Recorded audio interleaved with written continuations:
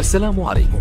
لا تنسوا الاعجاب بالفيديو والاشتراك في القناة تشجيعا لنا لنستمر بنشر المزيد ان شاء الله. خبر انتقال محمد صلاح نجم ليفربول المصري للنادي الهلال السعودي كبير الأندية السعودية والمعروف بالزعيم انتشر بسرعة كبيرة في كل وسائل الإعلام في العالم، مش في مصر ولا السعودية بس. بمجرد ما تركي آل الشيخ رئيس هيئة الترفيه في السعودية نشر صورة صلاح بتيشيرت الهلال السعودي. بعيد عن التفاصيل انتقال صلاح وان هيكلموا في مبلغ 300 مليون ريال في سنتين، وان المفاوضات جارية دلوقتي مع ليفربول انه يتم الانتقال في يناير الجاري علشان يضمنوا ان صلاح يلعب معاهم كاس العالم للأندية في شهر 6 الجاي، او ان التعاقد يبدأ مع كاس العالم للأندية مع نهاية عقد صلاح ويمتد الموسمين. بعيد عن التفاصيل دي، السؤال اللي بيطرح نفسه هنا ليه محمد صلاح هيوافق على عرض الهلال السعودي ورفض عرض اتحاد جدة في الانتقالات الصيفية اللي فاتت والفترة الانتقالات اللي قبلها، واللي كانوا عارضين عليه مبلغ خرافي بيقولوا وصل ل 235 مليون يورو مش ريال. محمد صلاح نجم المصري ليفربول واللي عمل ارقام قياسية في الدوري الانجليزي، اختياره الهلال السعودي مبني على اكتر من نقطة. اول حاجة، الهلال فريق مستقر قوي ناجح كاسم وكتاريخ، واكبر الاندية السعودية، قادر يحقق في السنتين 3 اللي فاتوا دي ارقام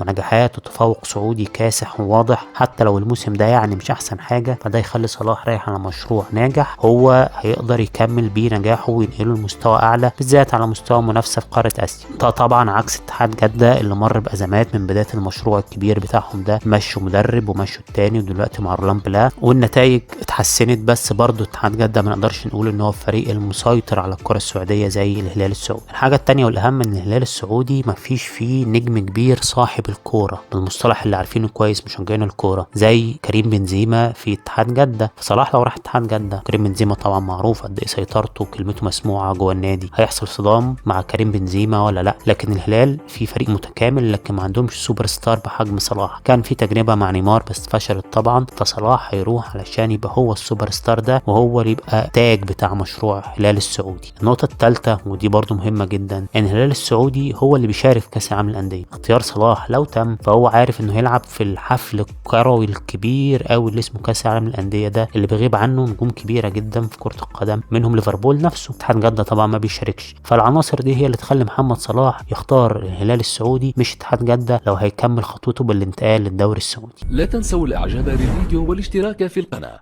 تشجيعا لنا لنستمر بنشر المزيد ان شاء الله.